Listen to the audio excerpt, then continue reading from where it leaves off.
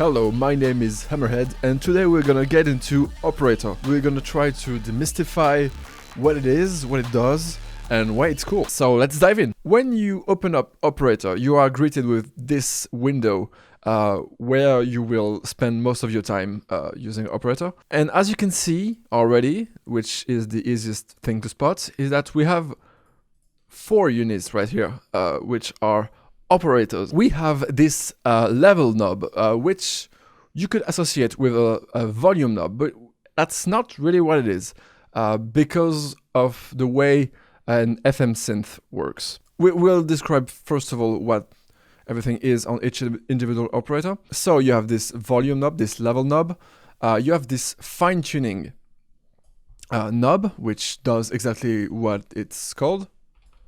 I want sound, please.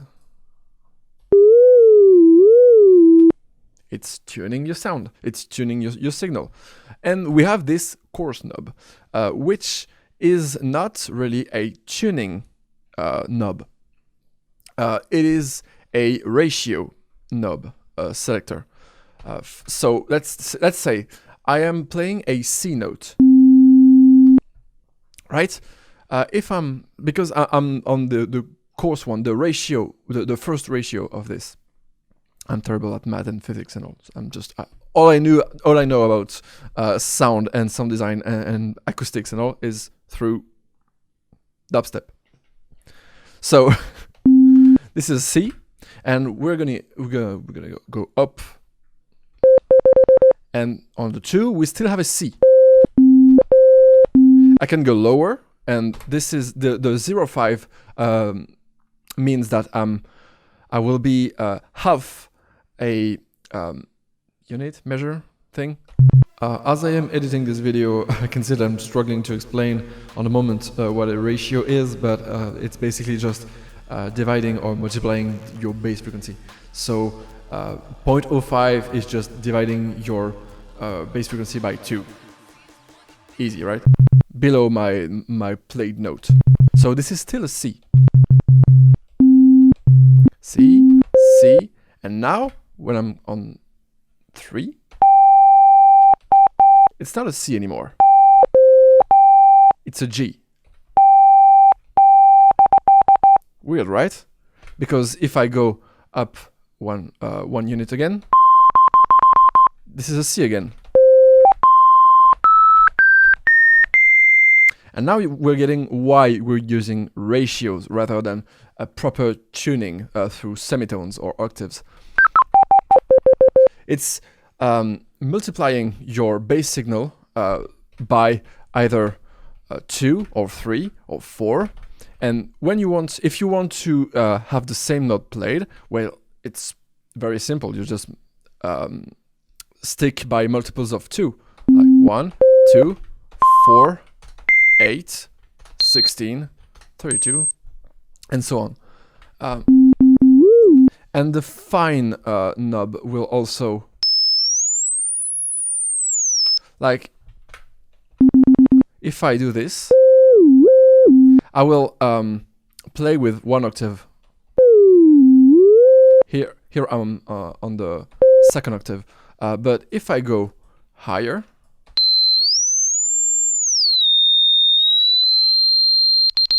the 2nd octave, the octave above this one is right here.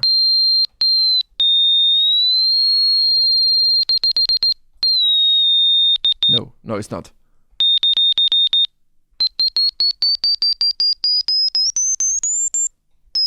It's somewhere around here. But yeah, it's relative to the ratio that you're selecting. Okay. And now you have this fixed button, which allows you to select one specific frequency. So whatever note you're playing, this will be this frequency.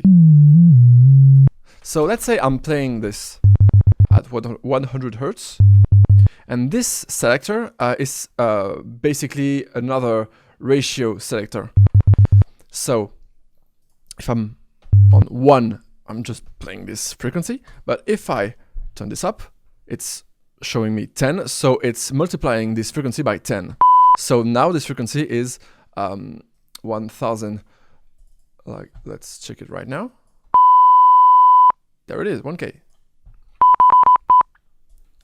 And you can get into even lower by dividing this by 0.1. So right now we're playing at, I guess, 10 hertz, then 1, and then 0.1. Let's get back into this level knob, which again is not a volume knob per se. It's the quantity of signal you're sending into wherever this operator is going. So first of all, let's look at this. We're gonna get back to this later again, but let's watch this first panel right here on top. So this is your matrix, and you're choosing an algorithm right here for your ins and outs, well, basically your ins and output, and the way each operator will behave. So right now, by default, this is the one that is selected. And what is it showing me? It is showing me that this yellow one is at the bottom with this little thing coming out of it. And you can see that the bluish and purplish and orange-ish ones are all on top and are linked to it. They're all going into A. So B is going into A, C is going into B, and D is going into C, which means B is modulating A, C is modulating B, and D is modulating C. If you want any other algorithm, you can choose right here. That's the difference with Citrus. On Citrus and on FM8, you can make your own matrix. It's more handy. This one is more limited, but it does what you want most of the time. And there, on the far right of this panel, we have the subtractive mode, where all of those operators are just going out individually. No one is modulating anyone. So if I push the volume up of this one, I effectively have two operators doing their individual thing. But if we're doing FM, so we have B modulating A, this level knob controls the amount of FM that I'm actively doing from B to A. And this will be more clear when we start using the envelope. So back into this panel, you can see you have your basic and classic envelope panel. So let's take this out for a moment. Let's use a saw wave for just simplicity's sake. Really basic one. The thing I really like about this is that you can basically, it's very basic, it's very classic, but you can do really anything you want.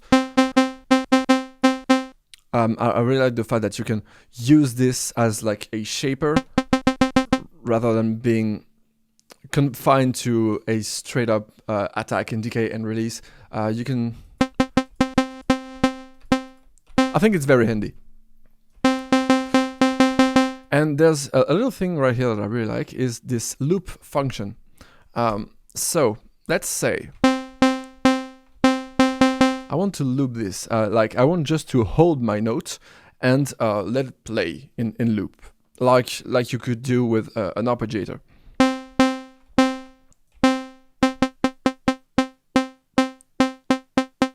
As you can see, it starts looping on the attack, not on the initial setting, but right here on this attack and decay.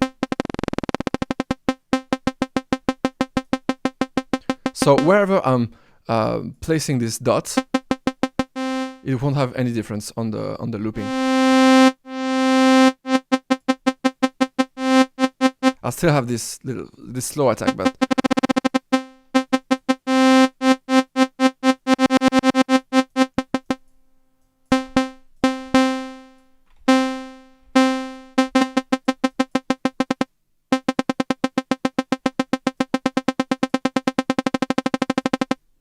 okay, this beat mode is the same thing, but now it's quantized. Like you have the envelope that you've set your setting right here, but its phrase is just quantized, and it's starting when I play my note, which is kind of related to this little sync option, where the quantization will be linked to your play button. Like if I play this right here, okay, it's in time. And if I just nudge it just a little bit, it's still on time. But if I go into this beat mode, it won't be on time. It will be quantized to the beginning of the note. Who cares? There are some pretty interesting options right here. So you have your waveform selector with your Harmonics editor, which is pretty nice. It's not super large, and you can't edit the phase of each individual harmonic compared to Citrus, where you can, or even on Serum or Faceplant, I guess you can. But you can't edit the phase right here. It's still pretty nice. Like you can draw basically anything, and you can also draw only even or odd harmonics.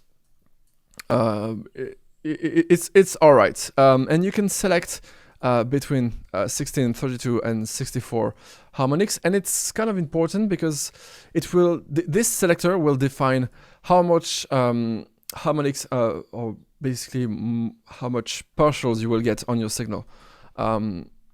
We'll get into that right now, I guess. Yeah. So let's say I want to use this feedback option, which could be interesting, right? But I can't use it right now because I'm on FM mode. So let's get into subtractive, and now I can use the feedback, which means this operator will feed itself into itself, making a feedback loop. English.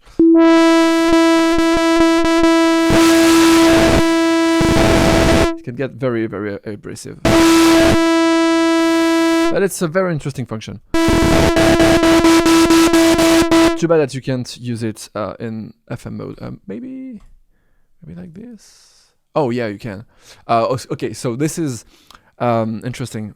You can use this feedback option on a operator that is not modulated. So I got into this algorithm, which means this operator is modulating this one, and A is going out, and D is modulating C, and C is going out.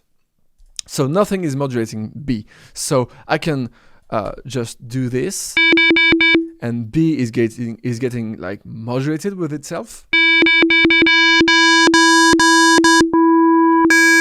and it's modulating A. Interesting, right? I think it's interesting. Okay, this repeat function. So this is where selecting this the width of your harmonics editor gets important.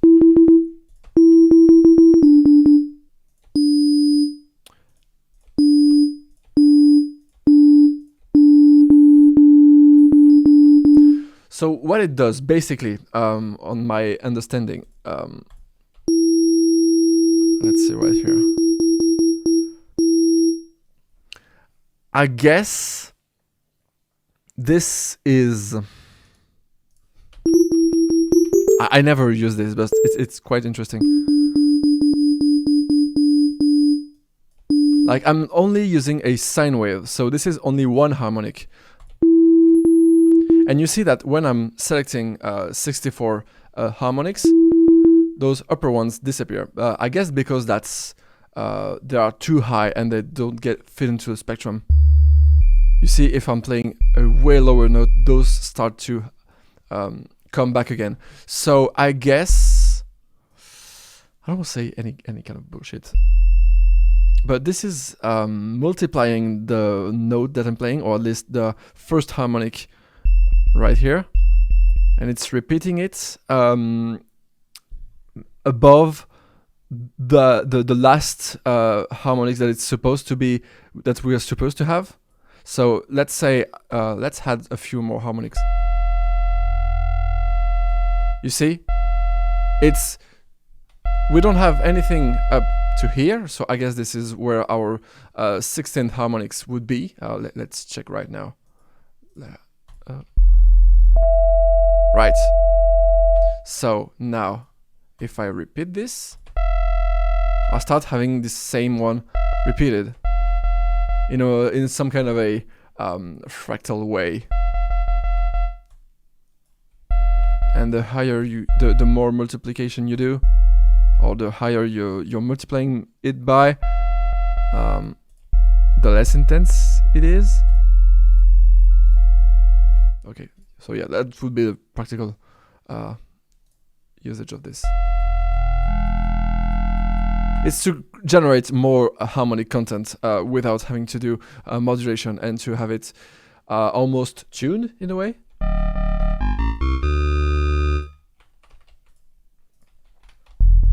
Okay, back into oh yeah, this I'm getting all over the place. So this phase little thingy here, it's basically letting you choose the starting point of your phase. And you're hearing a little click because the phase is not starting on the zero crossing point where your signal gets into. Oh, maybe I should do a little drawing. Let's do that. So let's say we're starting our signal on this part right here. So that means our signal is starting right here and doing all of this, and we'll end up here. And we're hearing a click because basically it's starting on zero where there's no signal, and then it's going up like instantly.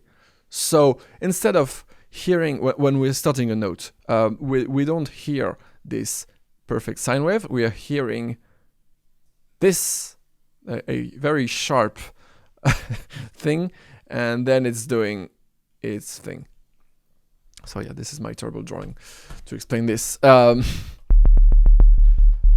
So you're controlling phase right here, and this is the retrigger phase, which means it's where when it's activated, it means that every time you're playing this note, you will restart your phase where it is at, like, right here at 0%, right here at 30, and all, and so on. But if I deactivate it, it will start at a random position of the phase every time I play a note.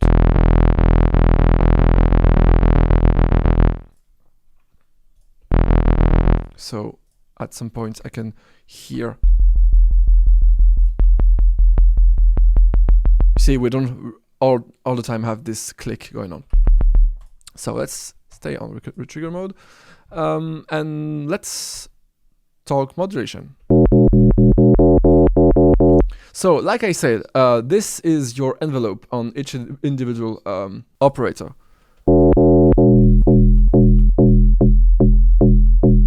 So what's going on? I'm sending the signal of this into the first one with this shape.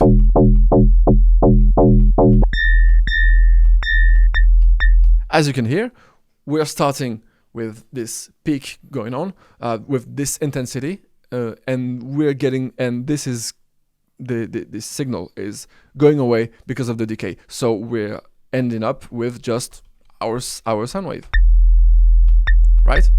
Nothing too complicated. It's just basic modulation that if you've ever used Serum, like, you know what it means. What's interesting is that you can apply multiple modulations. So let's get back into this first mode, and now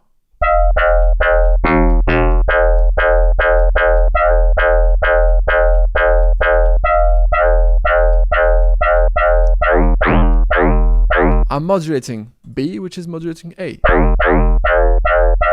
And we can do something where we could hear it just a bit better. So let's say, let's set this one really high and this one really low. And let's make it constant.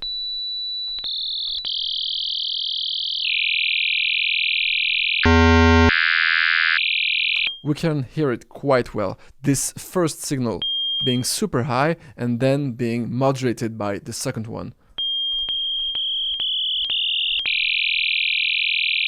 This second oscillation is making this one vibrate in a way. Now let's add in a second one. We have the movement of this envelope.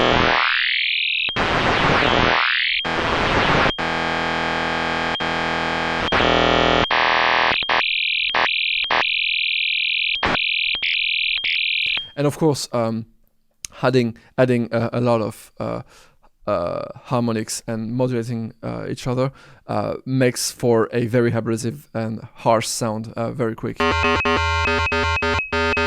Now let's get into this panel. This is an interesting one, which is the LFO. So everybody now knows what an LFO is. And what's interesting with it is that you can set its destination. Right here you can see that it goes into A, B, C, D, and it can go to the filter. And let's deactivate all of this, and let's just let's modulate with the LFO only B. Let's put it into a sine. See, I only have just a sine wave going on, and my LFO is just modulating B. And by default, this LFO modulates only pitch for this destination A. What's interesting with it is that you can invert this. So let's use another shape. So as you can see, you have your sine wave, your square wave, a triangle, a saw going up, a saw going down, a sample and hold, and a noise. So if I do square, we only have this signal going from 0 to 1, depending on the range that we set right here. Triangle. A saw going up. You can see that it's clearly sweeping up. And if we play with this, first of all, we can play with the range of the LFO, as well as right here.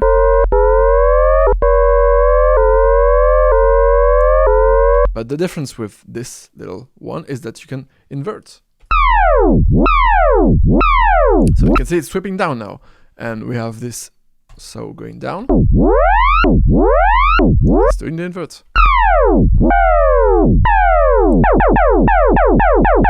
Okay, we have the sample and hold, which is randomly choosing a position for the pitch,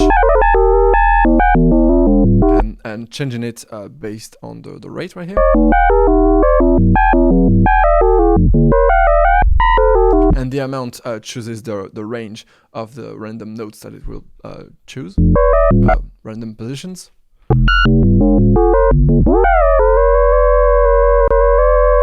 And the interesting one is, I think, is the noise.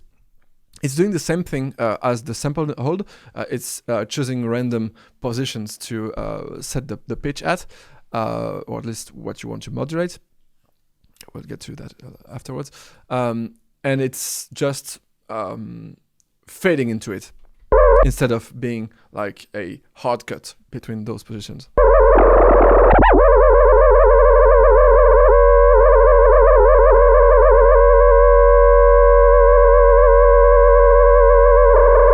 It's quite fast too, and I think it's interesting because you can get some pretty nice tones again. Like it makes something a bit more lively.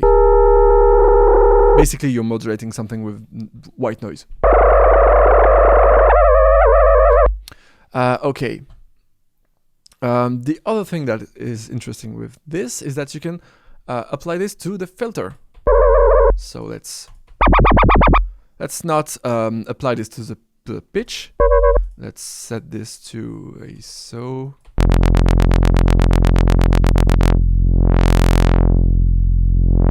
And yeah, I'm controlling my filter with my LFO.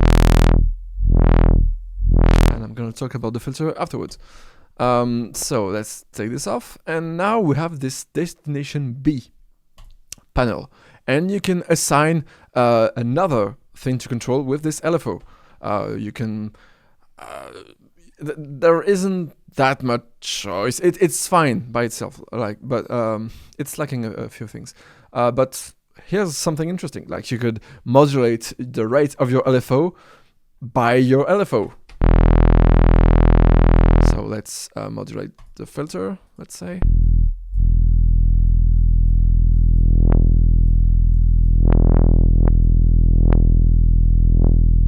So it's doing irregular movements because the LFO is modulating itself.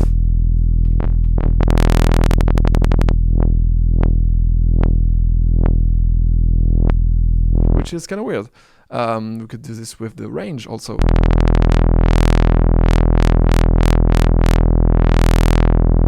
And you could apply it to the volume of one operator.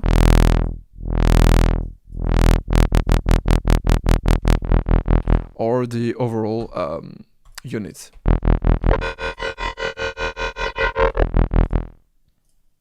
Okay, so this is pretty nice.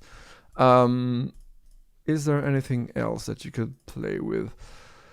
Oh, you have this envelope right here, which is the envelope of the LFO. So it's not the shape of the LFO that you're applying, it's the intensity of the LFO, how you will play it. So let's say I'm doing this. Let's modulate the pitch of operator A. If I do this, you can hear no LFO, but at one point, right here, it will start playing.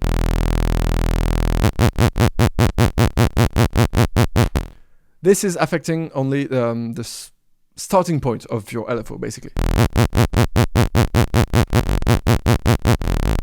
And you can fade in the modulation, the overall modulation of your LFO. I think we could describe it as just this being a moderator for this destination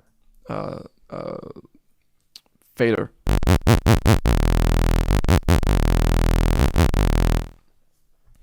All right. And that's the, oh yeah, and you can loop it also. Like you have basically the same options as any envelope into operator. This filter panel is nice also. Very basic filters with your cutoff, with your resonance. You can choose between 24 dBs slope or 12 dBs.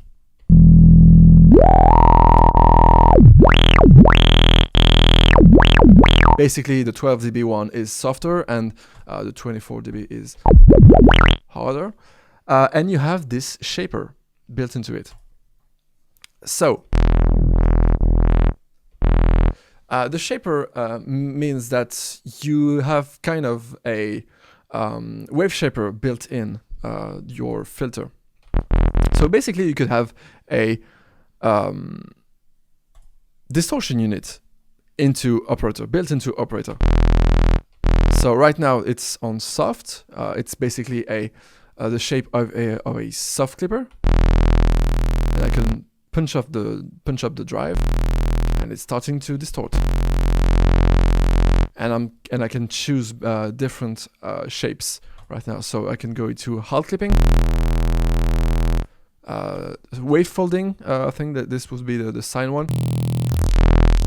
Like you could watch it on this oscillator right here.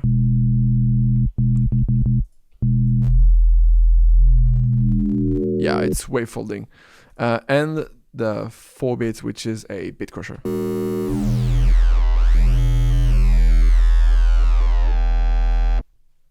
Okay. So we have multiple options right here. This OSR is as kind of a hard clipper built in. Even if you choose the soft clipping one, its clipping is more hard. We basically have a square wave now. This one I think is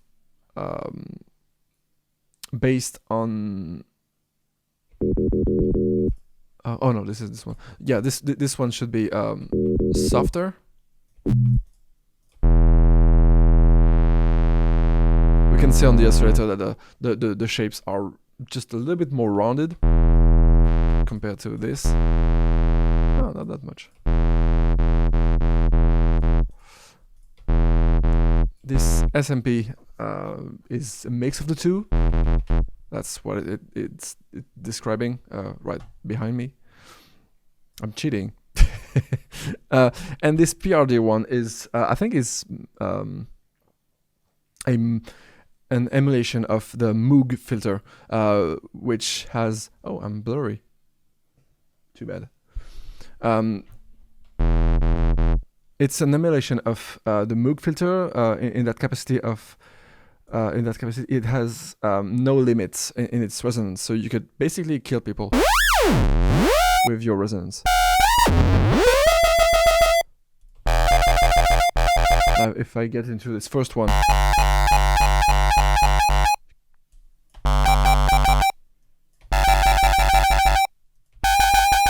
the resonance is not behaving the same way, depending on the mode that you're selecting.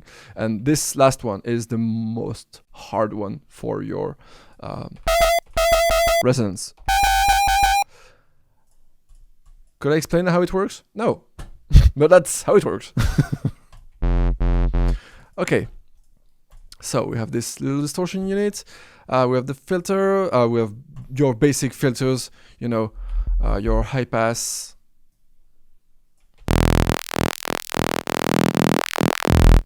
your band pass, your notch, and a morph that morphs between all of those previous filters.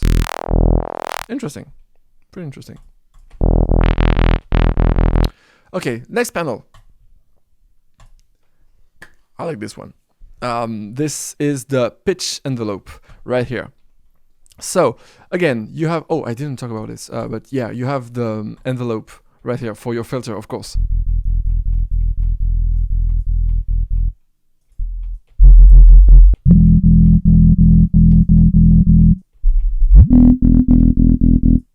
Yeah.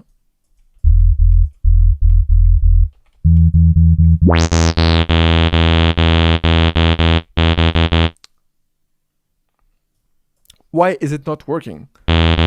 For a very simple reason. It's because you have this little envelope percentage right here that you could punch up.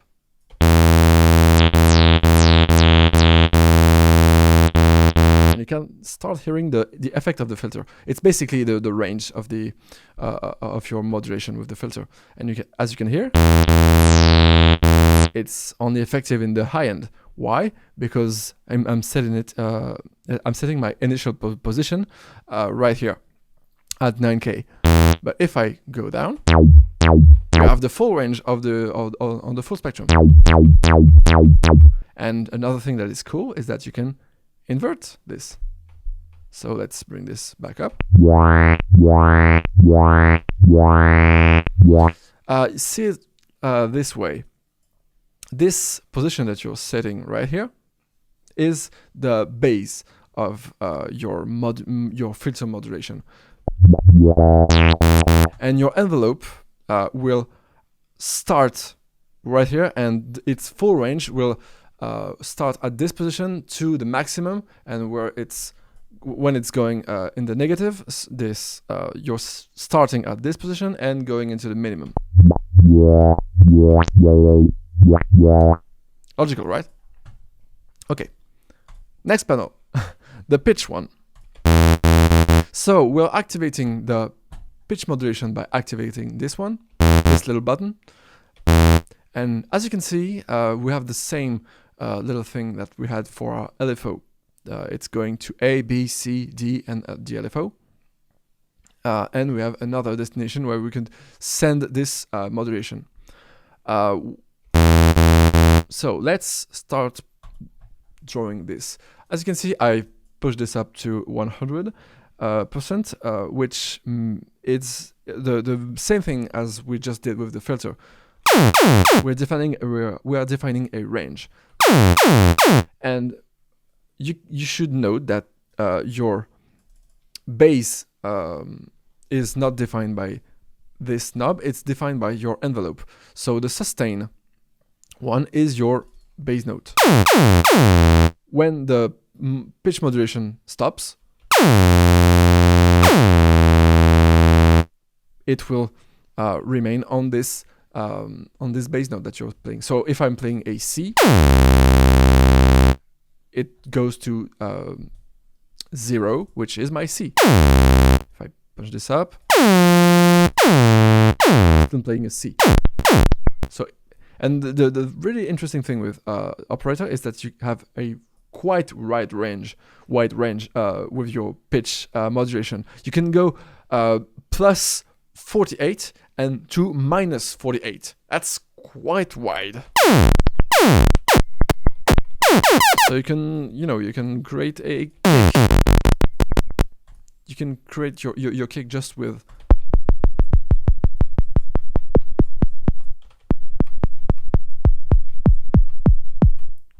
so cool. And let's use this so again.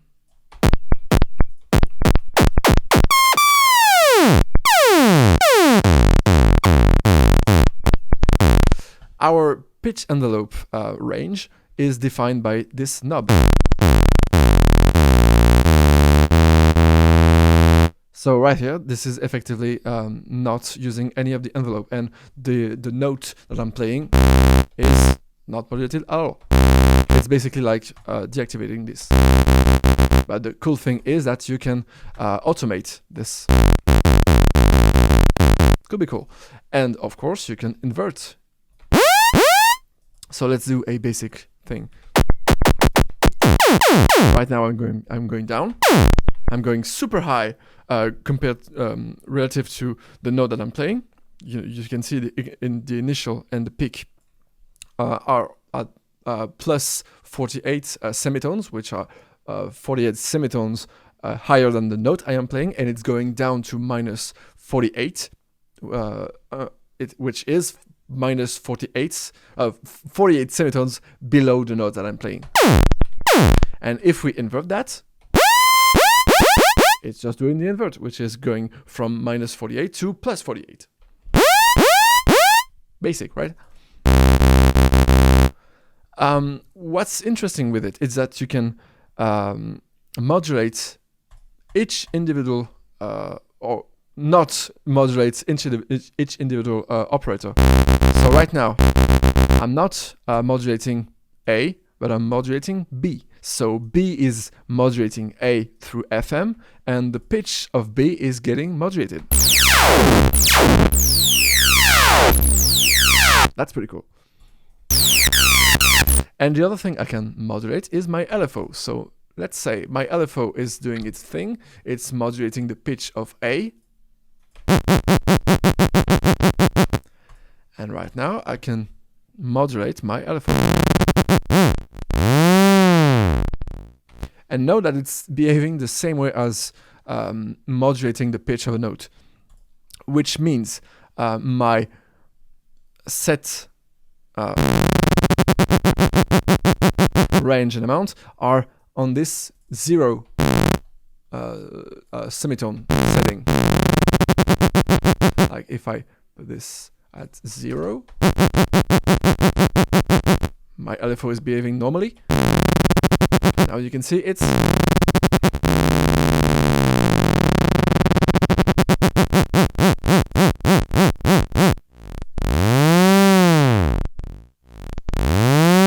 see it's really lower.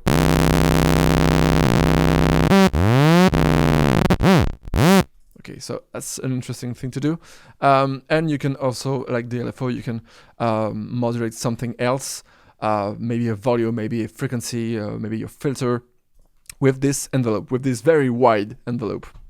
And very wide envelope, which is also bipolar, again, you know, going plus 40 up to plus 48 to minus 48. This is the difference with a basic envelope that you have right here, or right here, is that it's by default bipolar. Okay, so now let's talk about the glide.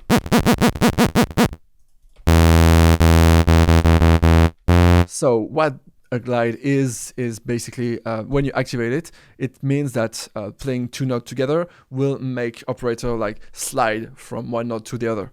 And right here you can define the time that it takes to slide from one note to the other. But what happens? Okay, I'm playing two notes. I can hear my note sliding into my first note sliding into the second one, but we can still hear our two notes.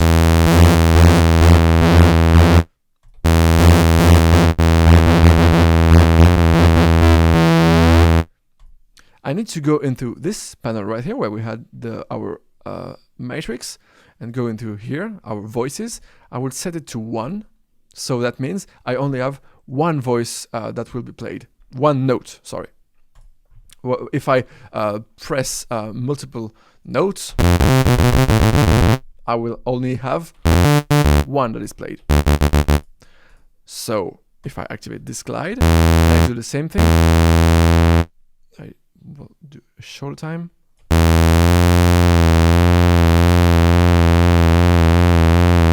I can glide from one note to the other.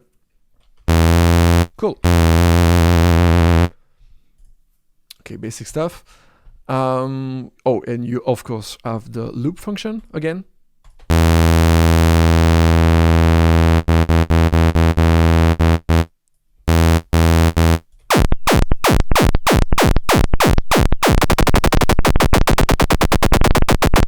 Basically, we have the same thing as a LFO.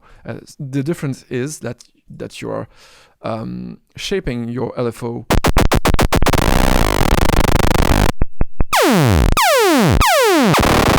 a bit like you would do on Serum on the LFO editor. Interesting. Okay. The second button right here is the spread. It's basically a unison. It's a bit cheap. It's just taking your signal and multiplying by 2 or 3, and then detuning it. It's kind of cheap. If you want something that feels wide pretty quick, it's fine, but you can't. There's no option to select how many voices you will have, and you can't select if it's gonna be like on Serum. Let's say if you detune. If you have 16 voice and you detune it, you play with the detune, you will play with the width of all of those voices, and with the phase knob, you will choose whether all of those will have a random phase or will start on the same position. You can't have that right here. It's always random, and you have a set number of voice. Okay, and you have your transpose, basic.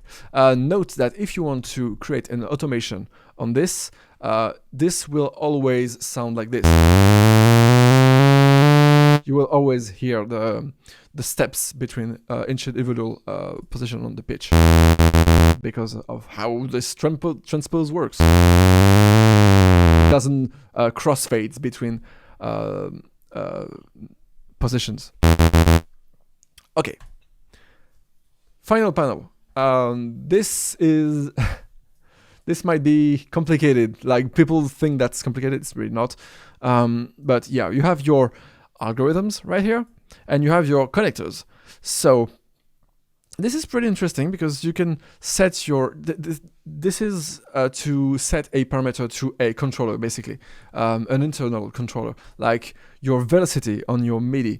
You can connect it to, to your filter, per se, let's say.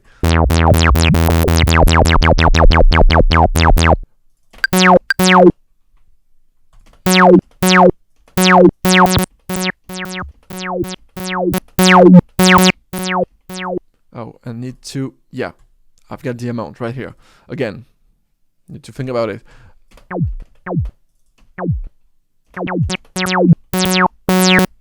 You can see the more velocity in my note, the more open my filter is. And I can set the range of it, and I can also invert it. Interesting. Okay, so I have all this that I can set to my velocity, and they're all the same on each individual parameter. So depending on the note that I will playing, I can set a different LFO rate, let's say. Okay. Of course, I need to punch up the amount of it, and now.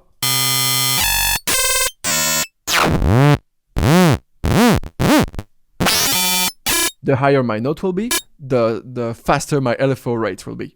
And you can see that on each individual parameter, you can have two connectors, two connections or connectors, I don't know.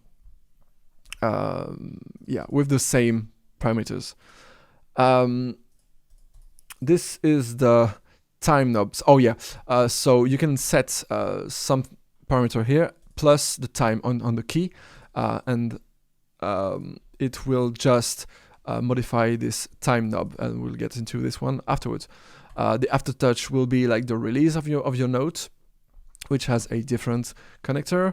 The pitch bend will be in your MIDI right here.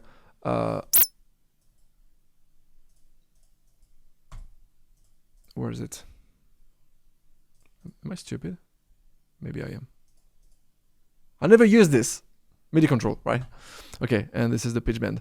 And this pitch bend also, you can set the range of your pitch bend right here. So if I do this, I can go up to plus.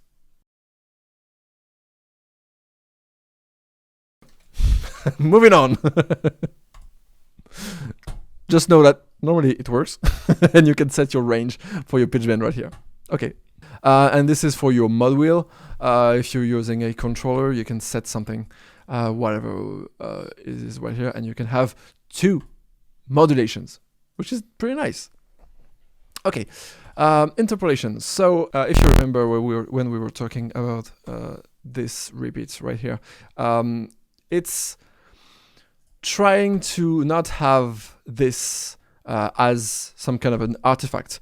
You can have the same effect coming from really harsh modulations, having really high harmonics coming up above the spectrum, and therefore affecting your overall amplitude and even your the way your high end behaves. Let's do very high modulations.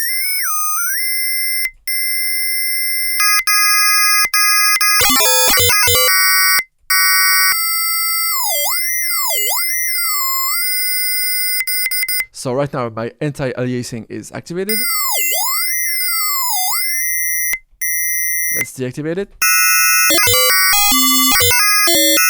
So you can see that without it, I have some more oscillation going on.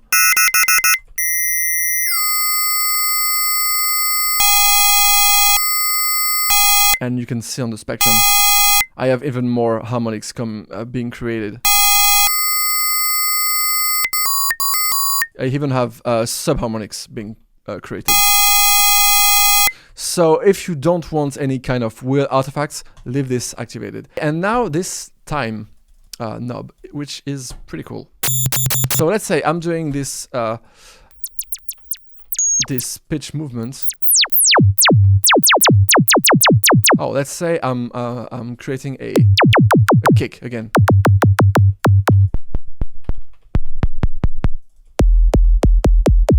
Okay, and I'm setting this envelope for my volume. And now I want to modulate everything. My envelope, my pitch envelope. Let's say I also have some FM modulation. So my time knob will move all of the timings together. So if I push it up to 100, it will be longer. And minus when you get into the negative, it will be shorter. That is very handy. Okay, and it's affecting like every time-based modulation, like even the filter, the LFO.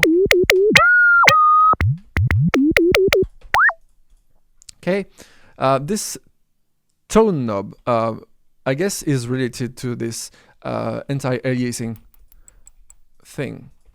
Let's try it. Let's deactivate it. Right. And now with anti-aliasing.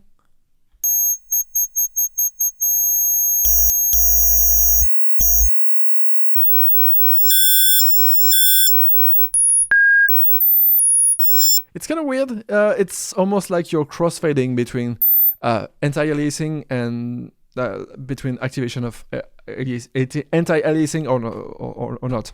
It's kind of weird. It's interesting, but it's what it's not. It's not a either a warmth or brightness knob. It's for your anti-aliasing in case you're doing very harsh modulations. So you're controlling the weird artifact that can come from heavy modulation, FM. And you have your volume, basically. Okay, now let's apply what we've learned and try to create a rhythm bass. Why not? Let's set up an arpeggiator so I can just press one note and have all of my phrase going on. Let's set this quite low. Let's have a square wave. This envelope.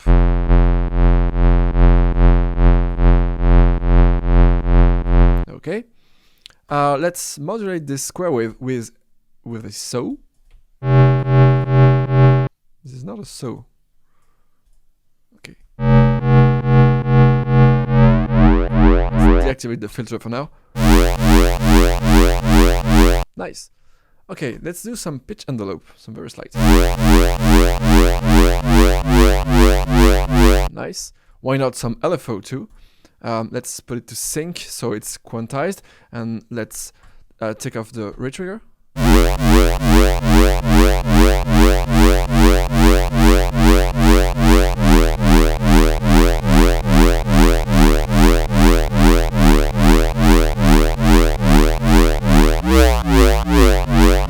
Okay, cool. Let's maybe use another modulator. But this time, maybe I will set this operator volume on the LFO.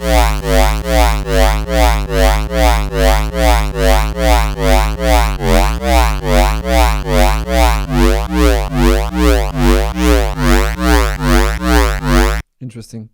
Let's play with phase, maybe? Maybe it's tuning? Too much movement. Maybe the second one.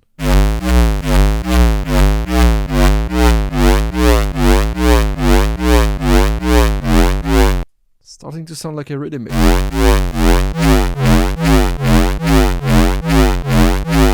I play it faster.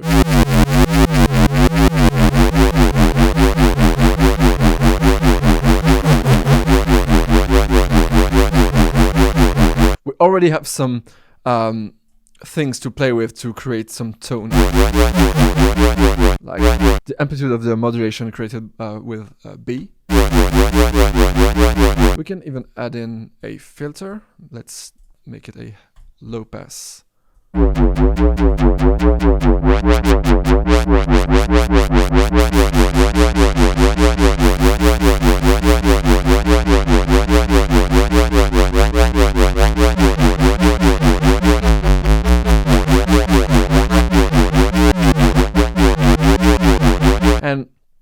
as you can see, because I'm playing it faster with the rate of the arpeggiator, I moved the timing right here on this knob.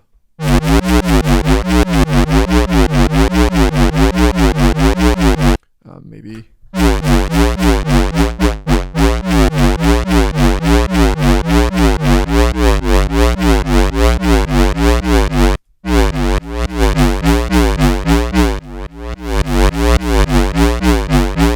Let's add in some more modulation with LFO that will be modulating the level of operator B.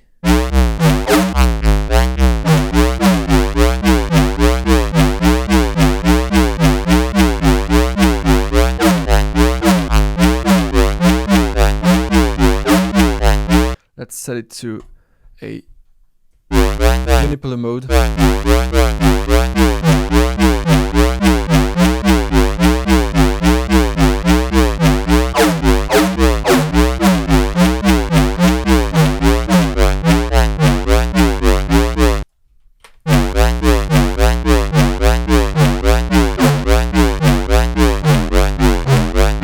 Let's play slower.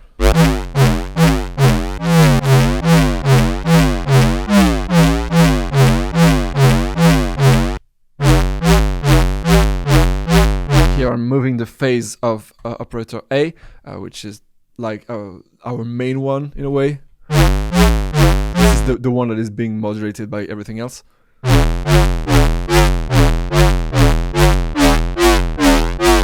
And you see I can get a lot of tones just by playing with the levels.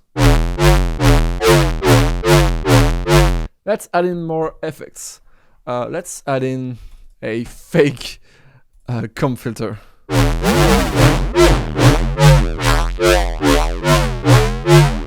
This seems right.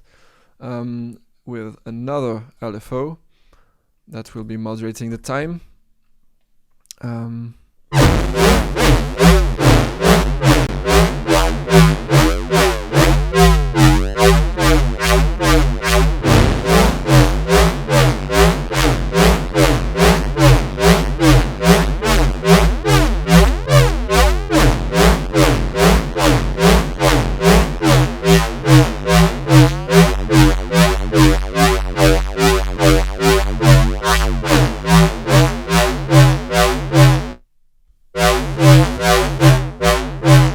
Sounds a bit too metallic to my taste.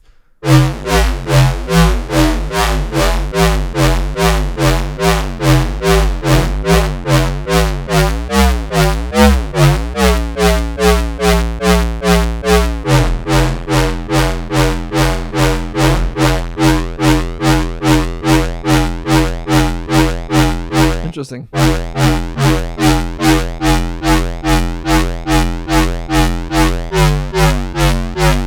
Oh, let's modulate the pitch envelope too.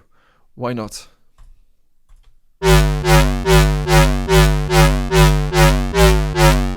So it's not modulating the pitch per se, but it's modulating the range of the pitch envelope.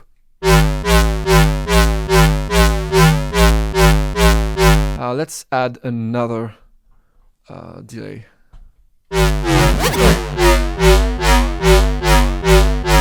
And let's create a group where we set up all of our fine-tuning knobs into one microphone.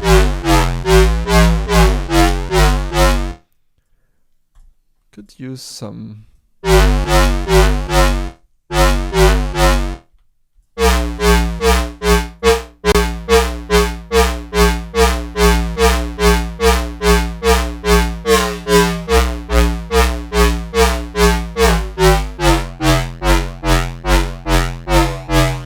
Let's also modulate the decay of operator B.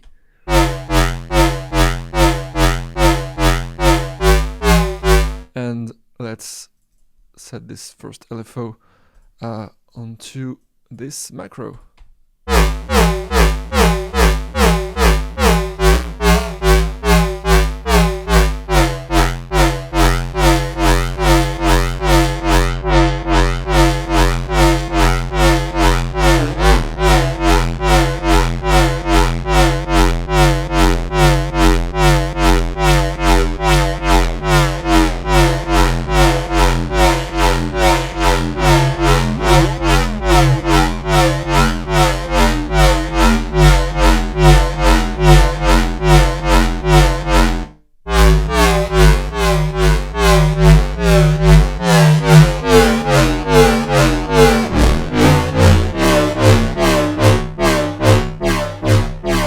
More stereo, why not?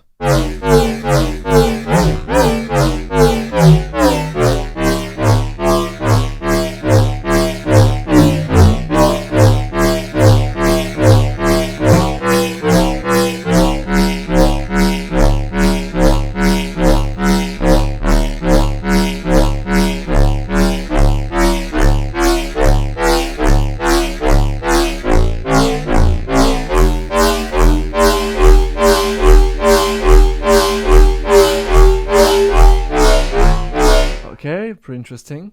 Let's make more movements with a frequency shifter.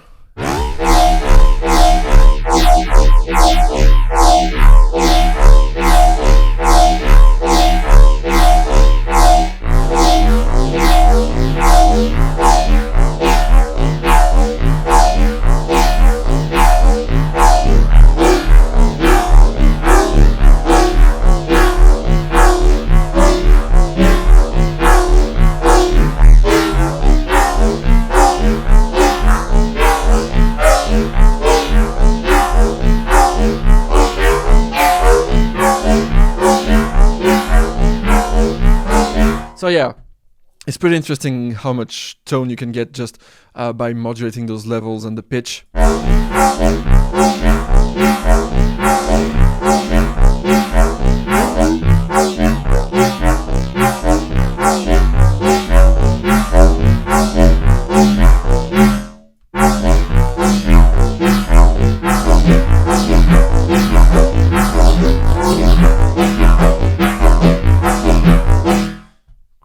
Pretty like this.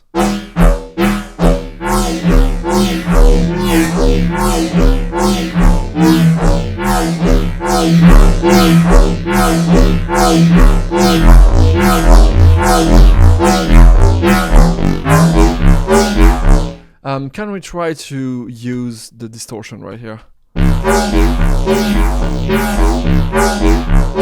It's taking out too much of the dynamics.